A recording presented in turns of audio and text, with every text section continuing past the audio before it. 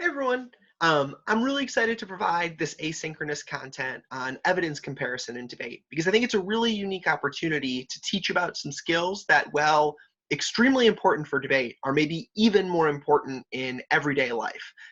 In 2016 and the run up to that election, there was a huge controversy as it relates to the possibility of Russian hacking of information and fake news around the election and politicized media, and the shift from journalism to a very clear entertainment-based industry when it comes to the news. That certainly has not stopped. In previous iterations of this lecture, I'd pull up on a big screen all sorts of different dubious claims and questionable articles that sort of you're able to find on various sites that check and review information that's posted out there. I opted not to do it here out of a fear of computer viruses for some of the sites that I'd have to deal with. But the point remains that society as a whole and debate as a narrow particular can sometimes have an evidence problem with evidence quality. And I want you all to sort of be able to review that and get to a place where you're able to suss out good evidence from bad evidence. I'd point out too that this is a topic that's recently been in the debate news, if you will. There's a debate blog called the 3&R, and Bill Batterman, a coach at Woodward Academy, and one of my former coaches, had just written an article that highlighted a recent post and a recent sort of research effort that found that it's no longer just a problem of false information making its way into articles, but it's even a problem of articles that seem legitimate being written by authors that don't actually exist. I would highly encourage that article. It is called Debate in the Age of Deepfakes, Revisiting the Presumption of Credibility for Published Evidence. And it talks about how there were authors that were even read on the arms sales topic last year who might not have actually been real people, at least based on some research. So I think it's a really timely topic, and it's a topic that I think can help you in all facets of life. I'd also add that good evidence comparison is good debating. It can resolve irresolvable debates in the sense that instead of just having two teams pushing claims and warrants at each other, evidence comparison sort of forces judges to evaluate the quality of the evidence and resolve debates in the favor of one team very confidently. Evidence comparison lets you stay in the debate even when you lack evidence because you can push back against the other team's argument in the first place, saying that maybe we don't have a card on this, but their card doesn't establish what they think it says. Evidence can sort of be used, and evidence comparison can be used to weaken your opponent's arguments in a non-traditional way, to gain speaker points, to resolve final rebuttals. There's a litany of reasons to do it, and I kind of want to take this time to teach you what to look for and then how to situate that evidence comparison. So we're going to go through a wide collection of possible versions of evidence comparison, and then we'll talk a little bit about what it looks like. So first and foremost, the kinds of evidence comparison that I think is helpful. I always like to start from the perspective of author bias, which, if you just Google author bias, relates to the idea of an individual favoring a position, a group, an audience over another group for some reason, oftentimes tied to their personal perspective. I think that in looking for author bias, it's important to not just look and see if an author has some bias or some inclination to write in a certain way, but if that author's bias is in the same direction as the evidence that they're writing. There has to sort of be a connection between those two things for the evidence comparison around author bias to really make a lot of sense. Because think of everyday examples. I'm biased. I love Michigan State. I am not the world's biggest University of Michigan fan. I love my Milwaukee Brewers.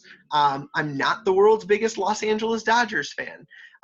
But just because I have those opinions, just because I'm biased in that sense, doesn't necessarily discredit my ability to speak on unrelated issues like education policy or data in schools or a whole host of other factors that perhaps I've studied and work with and have some experience with. And that's true of any author that you're going to be doing evidence comparison for. You might find that this person is biased in a way that could in theory matter, but if it's not an argument that aligns with that bias, it's a little bit more difficult to win that that's an important consideration for the judge to have. So having established what author bias is in general, I wanted to point you to 3 specific kinds that I would be on the lookout for. First and foremost is funding bias. It impacts the authors by incentivizing them to research certain results to sustain their funding streams. People got to make money to write, and this is a little bit more than just like the author writes for a magazine. They need to have sensational stories in order to be published. It's more the funder of the author has a particular agenda, and there's a concern that the author might be motivated to write in agreement with that author or that funder so as to maintain their funding stream. And if that doesn't make sense, I want to sort of provide some examples and then some way that you can sort of look into this on your own as you're starting to research it. So I'm going to start by having us look at some evidence comparison as it relates to climate change evidence. It's really good normally. I would highly encourage you to dig into climate skeptics evidence and sort of see if you're able to find some of these things. And I'm going to start with this author, Matt Ridley. The card at onset seems fine. It looks well formatted. It looks like there's statistics, there's data, there's warrants, and the qualifications like seem good. There's a PhD. He worked for The Economist, which is a super prestigious magazine. He is a foreign honorary member of the American Academy of Arts and Sciences. Like all those things sound really solid. So the first thing I do to sort of get a sense of whether or not there's author bias is to search in Google, the author's name is. This is also a really, really good way to find qualifications for your authors because you want to think how these things are written. And oftentimes, like in the internet ecosystem, biographies start with Tyler Thur is a whatever. Matt Ridley is a whatever. And so by doing that, that's one way to sort of get a perspective and see if there's some author bias history that you might be able to find. You can also search the author's name and industry. Oftentimes it's financial motivations are tied to industry. Or you can search the author's name and bias if you really think that the author is super biased, and you're going to be able to find some stuff pretty quickly. So I'm not going to go through all these results, but even just doing that, you see on this very first link, Dismog blog is like a relatively famous source checker for environmental issues. And if I click on that and go into it, you can see right away that there's this reference to him. Let me search coal interest right there. He released a statement. I have a financial interest in coal mining on my family's land, so on and so forth. So this guy like has a ton of coal and presumably wants to be able to utilize and sell that coal. Well, that's a bias. And does it impact climate change? I think so. That's a pretty clear financial interest that aligns almost directly with what the evidence is talking about and what our concerns are. If you don't use that Google trick to do author's name is, or author name and industry, or author name and bias, and by the way, using these Boolean search terms like and in between with parentheses, so it's saying it has to have both of these things, and it has to be exactly those things with the quotation marks, I would encourage you to become familiar with the set of Wikipedia-like pages where you can look up authors. One of my favorite ones, despite the weird picture and other stuff, is called SourceWatch. And you are able to search SourceWatch, a little bit of a tongue twister, for authors and for various sources. So here, if I do Matt Ridley, again, we'll see what comes up. He has his own like Wikipedia style page, and there's all sorts of stuff. There's the coal baron thing we were talking about, where his family owns coal. Perhaps that's influencing him to question climate change. There's a whole section of criticisms. And these are like extra sources you could even like underline and read in a debate. There's all sorts of other resources that you could see to investigate him further. And if you scroll up, there's normally a big section here. Yeah. So AGW is anthropogenic global warming. He's saying he doesn't believe that humans are contributing to climate change. There's a whole section here of his personal history and pieces of evidence that you could use to say, here's who's funding him. Here's why that impacts climate change literature. You should reject this evidence. Some of this stuff exists in the public sector too, like professors need to get grants, and oftentimes that could incentivize certain forms of research. Um, Other folks like might, as we sort of had the example of like social media, if they're trying to generate clicks, they could be a little bit more sensational and have a financial interest in getting a lot of clicks. But I think oftentimes the best financial biasy arguments come from folks that are connected to industry and have some direct tie to the source of the problem, um, and sort of are being pushed in that direction. Sort of real quick, the analogous thing to SourceWatch, the specific environmental one we talked about, is Desmog Blog. And again, same thing here. They have a whole research database that you can go through and look up specific authors and sort of see how they stand compared to other folks. So the second kind of author bias, so we're still in author bias. The first one was funding bias, is publishing bias. And really, no matter who you ask, it's becoming clear in the social sciences, so like economics, political science, things like that, that there's a broad publishing bias to post reports that show something in the world. And this piece in Nature right here that I'm linking you to sort of shows the summary of it. And despite a lot of good research that gets out there, there's an incentive for folks to perhaps find really significant outcomes in order to get published. If you're a professor, you have to have a certain number of publications in order to get tenure, which is like the super awesome, swanky job setup. If you want to become famous for academic research, you normally want to find something.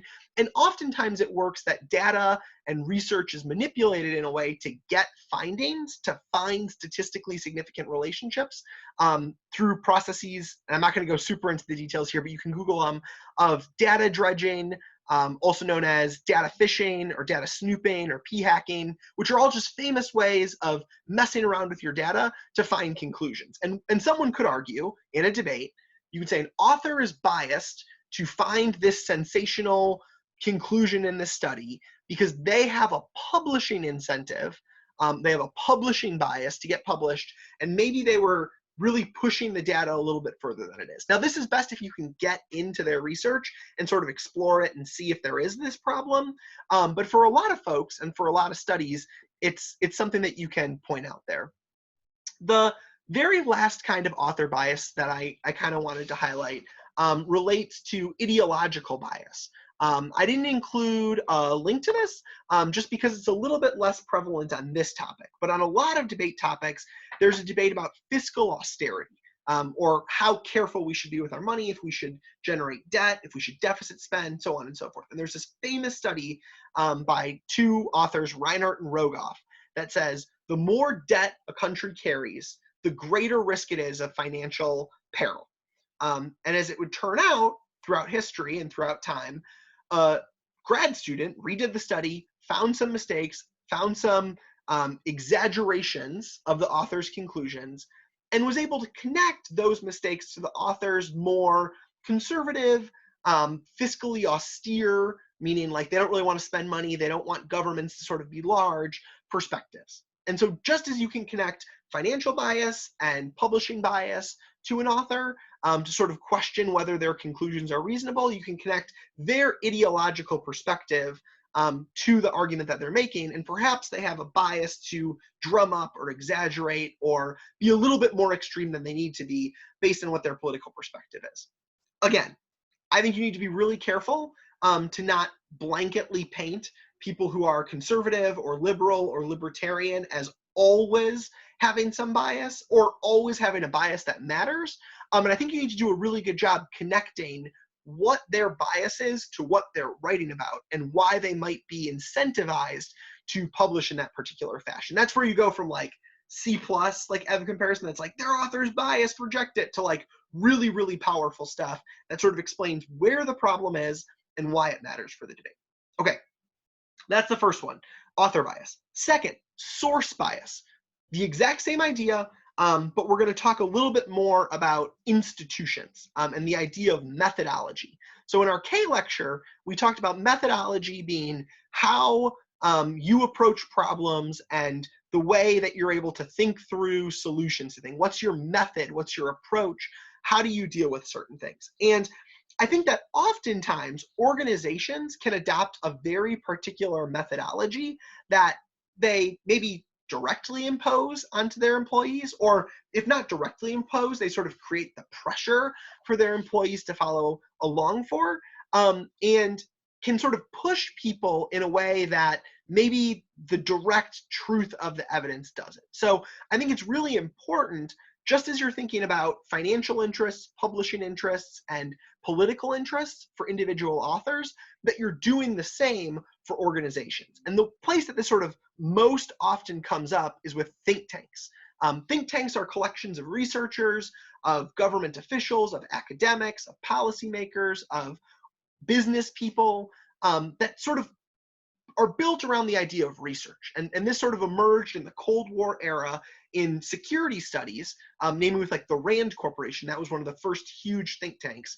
And there's been a concern over the years that think tanks basically become lobbyists, where, again, in order to get funding from their political supporters, think tanks sort of coalesce around a certain political perspective, and all of their work reflects that. If you think about the Heritage Foundation, that's traditionally a very conservative think tank. You rarely see research coming from them that isn't sort of in alignment with conservative politicians. The Marshall Institute is sort of an anti-climate change group that says that humans are not responsible for climate change, and maybe we don't see it, and maybe there's not these huge impacts to it. Like, you don't really see them publishing stuff that questions those ideas. It's not a think tank, but like MSNBC is a news organization that certainly has a liberal bent. The Cato Foundation is a libertarian think tank. And I think it's important for you to think about think tanks and authors and sources where authors are housed critically, and to see if their background could be influencing their perspective on the world. And so I'm going to screen share again. Hopefully you're using these resources. It's a great chance to sort of just see the different resources and pull up this awesome interactive map from Ad Fontes Media that shows a media bias chart. And across this way, from left to right, shows political opinion. So is this group liberal or is this group conservative? And then from the top to bottom, it sort of shows, well, are they just reporting the facts where there's little room for interpretation, little room for bias to creep in? Or are they sort of like telling and spinning a story? And it even goes on to say that it includes things like fabricated information, propaganda, things like that. And so I would encourage, whenever you come across a source that sort of you're not familiar with, especially if it's making some sensational claims, is I would look at a chart like this one to sort of see where the organization fits. So Fox News, for instance, is often criticized, at least in terms of evidence quality. And you can see here, it's pretty far to the right. It's between skews right and hyper-partisan right. Hyper-partisan just means like really strictly right, really strictly conservative. And then they put it on this part of the spectrum. So it's opinion, it's fair persuasion. It's certainly not as bad as other sources on the left or the right below it. Alternet, Wonkette, the National Enquirer, InfoWars, those ones, because it's more factual information that's being presented, even if it is sort of selective to present more conservative factual information than liberal factual information. But this at least gives you a perspective of where things are at. The other source I would recommend is a group called Think Tank Watch. And it is exceptionally helpful in that it constantly is providing updates and information and news about think tanks to sort of get a sense of if the organization you're researching is a legitimate think tank that sort of values free expression and research, or if it's one that really is just a lobbyist that's just trying to convince you of something, and that comes from a particular perspective. And the cool thing here is they have a think tank directory on the side that I'll click on, and it should take you to a page where you can search for particular organizations in different countries, in different areas, so on and so forth. So we talked about the Heritage Foundation, and we'll see what they have to say. If we go down, Heritage Foundation, we'll click on it, and you'll be able to get a little bit of a perspective of what they do. You see it's promoting conservative policies. They value free enterprise, limited government, freedom, et cetera, et cetera. They have specific areas of focus. There's the age of the organization. They have the leaders. Remember, you can look up those leaders using some of the tricks we had earlier. They have other stuff too, okay? Again, it's not an inherently bad thing that a think tank is conservative or liberal or whatever else.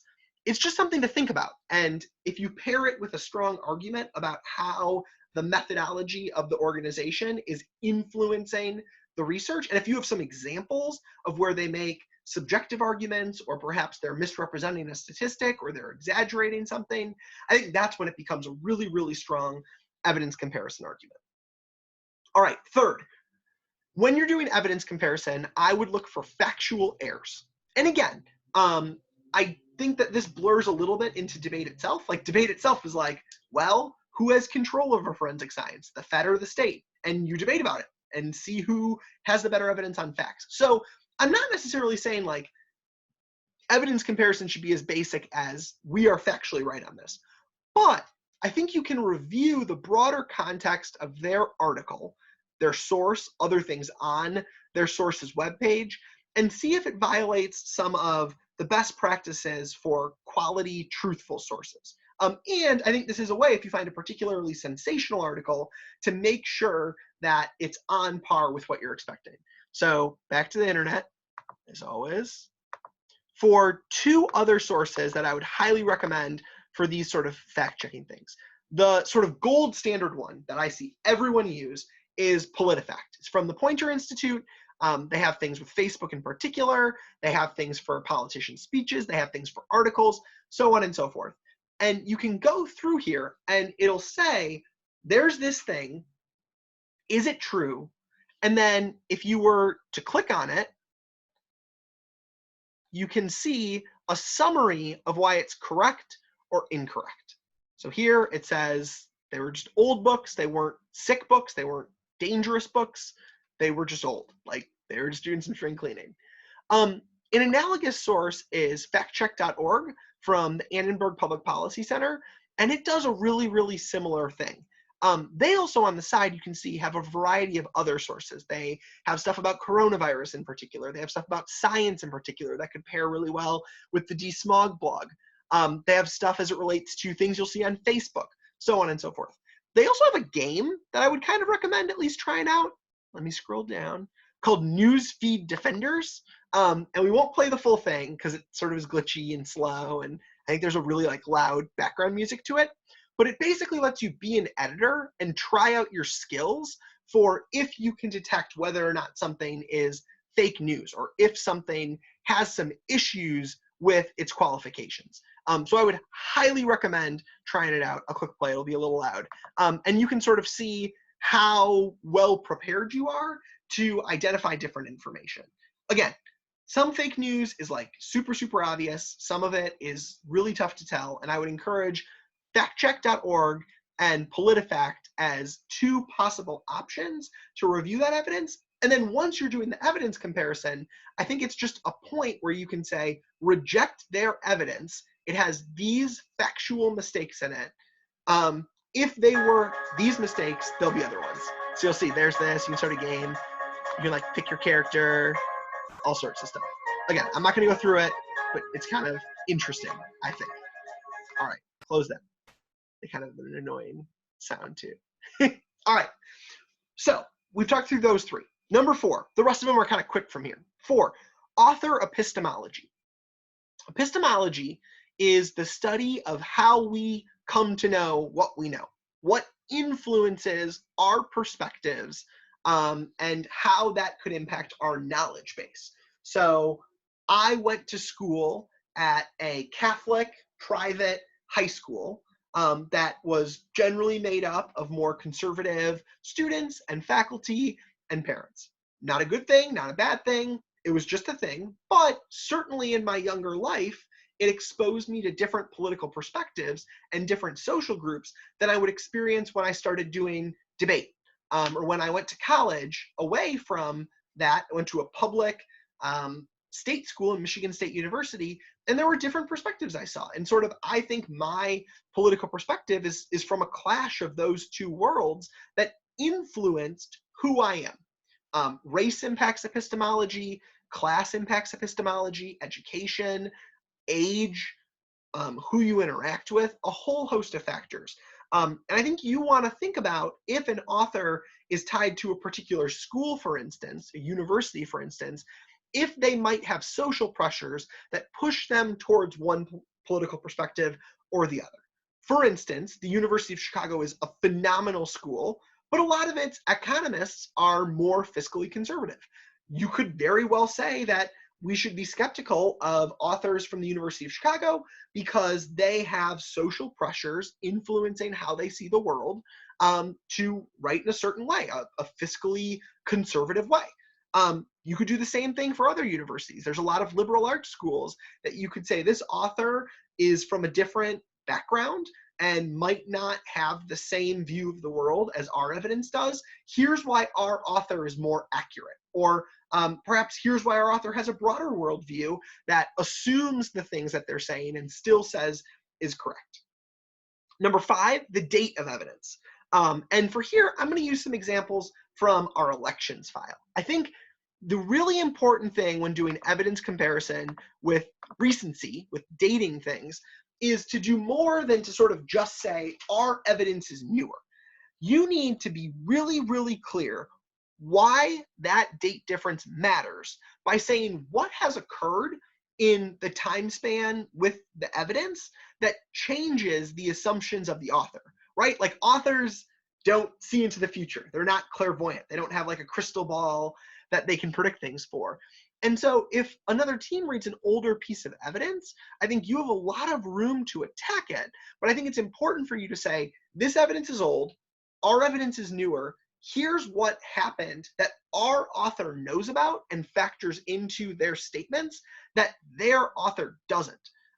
So here, for instance, one of the arguments that people could read against the elections dissad, which we'll talk about in a separate video, don't worry, is that criminal justice reform doesn't impact the election. And there's a card from November 2019, which doesn't even seem that long ago, that says criminal justice reform is not among the most pressing concerns for voters. They care more about healthcare, immigration, and jobs. Okay? Think about what's happened in the year since then. I'll give you a second. Yeah, George Floyd protests, Breonna Taylor protests, Black Lives Matter, changes among athletes in terms of calling for criminal justice reform, et cetera, et cetera. And so a really good team doing evidence comparison, if you have a card from 2020, for instance, that talks about the importance of criminal justice reform for the disadvantaged, you want to be like, their evidence is a year older than ours. And that matters because it couldn't see the change in the national consciousness with regards to policing coming when it wrote the article. And so I think that adding that feature is a really great way of taking advantage of hard work in research and more recent work in research that sometimes goes underappreciated.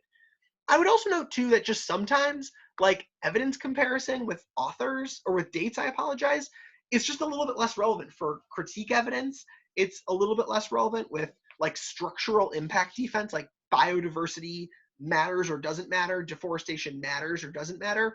Those things are like not super dynamic year to year. And so for there, it's even more important that if you're trying to do evidence comparison on the basis of recency, that you're really explaining why that distinction matters.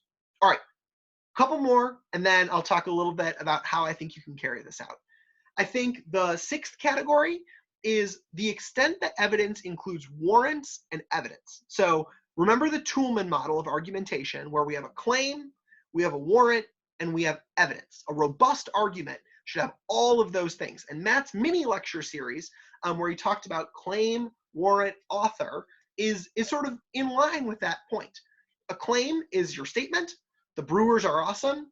Your warrant is the reason it's true. The Brewers are awesome because they have former NL MVP Christian Yelich. And then your evidence is sort of the further proof for that. The Brewers are awesome because they have former MVP Christian Yelich. And empirically, teams that have a former MVP are more successful because that player rises up, supports the team, and gets the other players on the team to play even better. If you don't like baseball, I apologize. Just imagine I was talking about why Taco Bell is delicious or why I'm an awesome lab leader or something else. But you want to compare whether or not arguments are clearly warranted and clearly evidenced.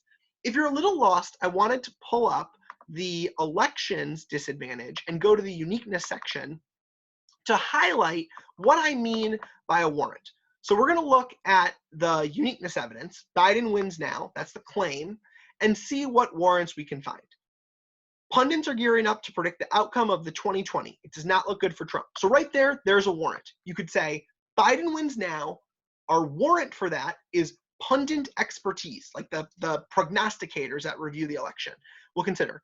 4 years ago, Trump managed to secure a victory despite losing the popular vote. That's another warrant. You could say Trump has historically been behind in the popular vote. And then it says he did that by securing swing states. Key Rust Belt states, with Biden currently leading Trump, Biden hosts a lead in states Clinton failed. You could say Biden win, swing states. Swing states is another warrant, or polling right now is another warrant. Same one here. Current polling shows little path for Trump victory, especially given the pandemic. So that's two warrants. One warrant is polling. One warrant is the pandemic is pushing Trump down. And then it adds in that unemployment is even another thing that's pushing Trump down. So for here, if I was defending this card, I would be super excited. I could extend this saying, Biden wins now. We have a ton of warrants. Pundit expertise, Biden improvement on Clinton performance, Biden performance in swing states, Trump loss in the popular vote, current polling, pandemic dragging down Trump, unemployment dragging down Trump. And by being able to focus in on those warrants and compare that to a card that's just like one random author being like, I think Trump's going to win, you're in a much better position. And you can sort of pull out those warrants. You can pull out the evidence and the data that substantiates it to put yourself in a position where you're really able to push back against the quality of the other team's evidence versus yours. Another one, length of the evidence. Now this one I think is interesting because I think this is actually a poor way often to compare evidence quality, but I wanted to talk about it and sort of say where I think it could be good and where I think it could be bad. Evidence comparison around the length of evidence is good when that length reflects unique, diverse evidenced warrants and more of them than the other team's evidence, not just a card being longer. Really famously, there's this guy, Fred Singer. You can look him up in some of the sources that we talked about, who's like, climate change is not real. And I think hilariously, he wrote a 600-page book on this. Like, I can't even fathom sitting down to write a 600-page book on that. Someone could stand up and be like, well, this book is long and it's well evidenced in the number of points and it's leather bound and it looks awesome. And I think a good debater would say evidence comparison about length is relevant, but only to the extent that the other things we talked about are satisfied, and only to the extent that that added length of the card is because it has complete thought out warrants, data, and complete arguments, not just like it's a long card. All right, two other ones. I think you should consider rhetoric, and I think you should consider how confident an author is. And this can go either way. You could indict someone's evidence as being overly hyperbolic or being overly certain. There's like famous quotes that talk about how scientists and super smart people never speak in absolutes, but they speak in relatives. Or you could go the other way to say that the other team's evidence hedges too much, or it has too many maybes or coulds or possiblies in a way that lowers the probability that it's correct and lowers the probability that it should be trusted. And so I would really, really encourage you when you're looking at evidence, especially uniqueness evidence too, about how confident folks are, that you're thinking about, to what extent do I care about the rhetoric of the card? And if you are making an argument about the rhetoric of the card, if you're like, this evidence hedges too much or this evidence is too hyperbolic, that you also impact it and explain why that implicates evidence comparison. I think it's really, really important. Last one, specificity. There are amazing 2As I've seen who've totally avoided a whole host of arguments on the case by narrowing what their evidence is about and comparing it to the other team's evidence. So for instance, if you have an advantage that talks about coronavirus, we should release prisoners to prevent the spread of coronavirus, among a host of other reasons. And the other team stands up and they're like, no impact to disease, and they read a general card that talks about previous diseases, and it's from like 2018. Great teams are like, your defense can be generally true, but here are the unique features of coronavirus, its transmissibility, people's distrust of governments around it, so on and so forth, that make it likely to spread and make it likely to cause the problems that we've articulated. Good debaters find specific ways to differentiate and distinguish their arguments and their evidence from the other team's evidence, and that's evidence comparison. That's saying their evidence can be good, their argument can be true in the abstract in general, but for the very narrow evidence and arguments and claims and positions that we've advocated, it is incorrect. All right, that is a ton of different ways to indict evidence. So let's take a little bit of time and talk about how. I think that this should start in cross-examination of whatever speech that you are sort of seeing the evidence come up in. It's great sort of ethos with the judge that you can show you're reading their evidence, you're engaging their materials, and you've done the work to sort of investigate the credibility, the quality, the truthfulness, the veracity of their sources. And moreover, F comparison is the kind of thing that takes a little bit of time to establish and talk through. And so I think doing it in cross-ex and dedicating some time to it in cross-ex saves you some speech time, because you can sort of say, their author has a funding bias, that was in cross-ex, reject the evidence. But you can only do that if you sort of set this up in the first place. I think you can drop that F comparison really early in the debate. If it's a 1NC thing, you could have a quick 2AC line on it. And then I think you're going to really expand it and blow it up in the final rebuttals, where I see a lot of debaters be like, I finished early, I have a minute left, whatever. That's the place where you take the earlier seeds of evidence comparison and start going card by card on the other team through those different lenses and through those different frameworks that we talked about to assess the quality of their evidence. I think it's important to be a little selective in this. So like, you can't in the 2AC go through every single one of their case cards and do evidence comparison.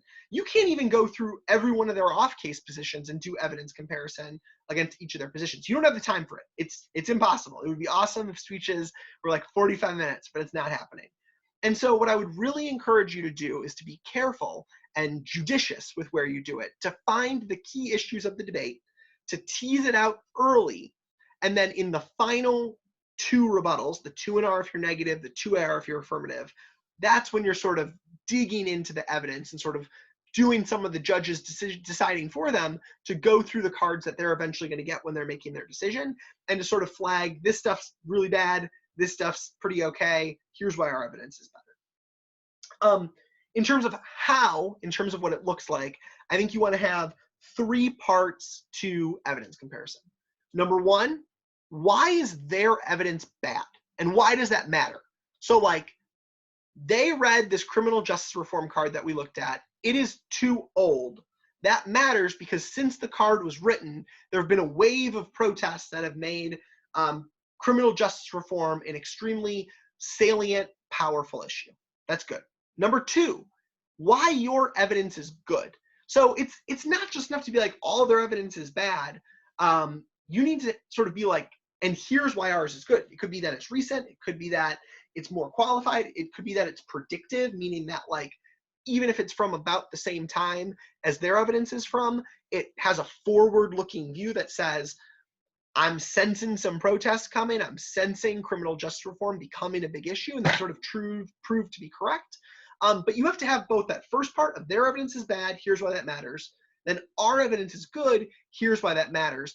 And then sort of just like impact calculus, where you're saying magnitude is more important than time frame, or probability is more important than magnitude, you need to take a little bit of time and to say what judges should care most about.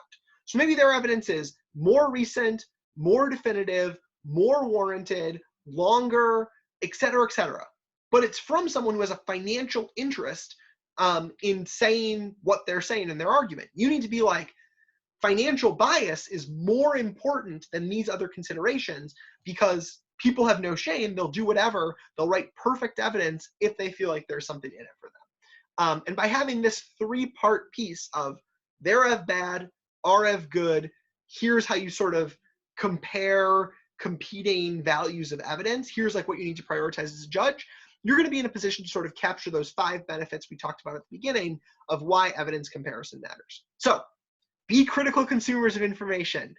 Read into their evidence. Read the underlined portions. Check out their author qualifications. Google their authors. Google their sources. And then sort of as you move beyond debate, be it just like into the off season, into your college experiences if you don't debate in college, into the real world once college is over, it's really hard. Continue being critical consumers of information and take this as one of the portable skills to be extremely sensitive about what you believe on Facebook or Twitter or CNN or Fox or MSNBC or the Wall Street Journal or the New York Times or whatever else, such that you're really taking in information that benefits you and you can sort of provide to other folks to benefit them. Thanks for listening. If you have questions, I'd love to talk in office hours, or as always, if you want to reach out via email, I'll be receptive. We'll talk soon.